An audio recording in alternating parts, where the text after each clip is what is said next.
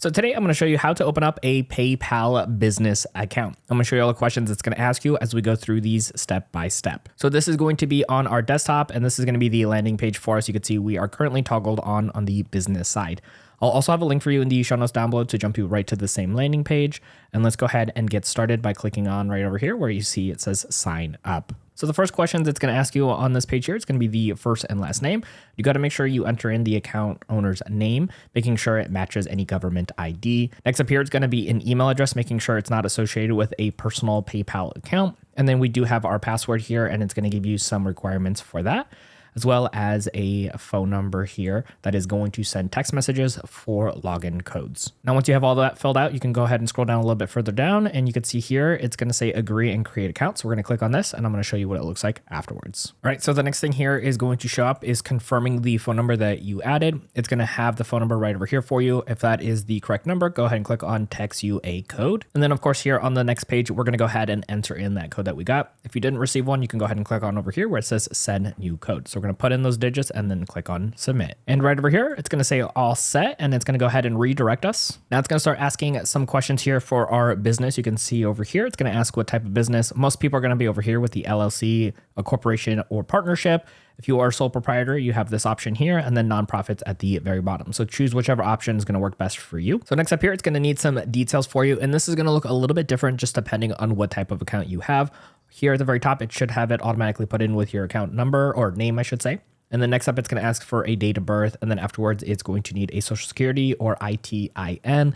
This would also be your EIN number if you're doing a LLC. For this example, we're just kind of going through as a sole proprietor. It's going to ask for your home address in this section, but it would also ask you for a business address, again, if it is an LLC. So very similar in both avenues.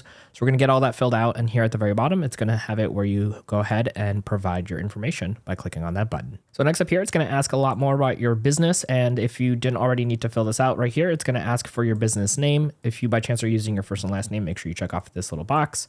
It's going to ask for your industry. It is a drop-down menu. So make sure you go ahead and find the one that matches closest to yours. Your primary currency, it's currently set to US dollar, but you can go ahead and switch that. Asking if you sell on a business website, there's a yes and no, and then your option to go ahead and fill out that business website. So you don't have to fill that out if the answer is no. And then from here, it's going to ask for your business address. You're going to go ahead and fill that out, or you can checkbox this if you're also using your residential address.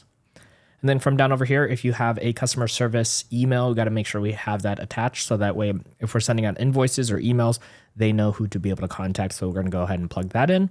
And then you can also use your account email if you've already had those two things connected. And then again, also if there is a customer service phone number, it could be the same phone number that you've attached at the beginning of this account.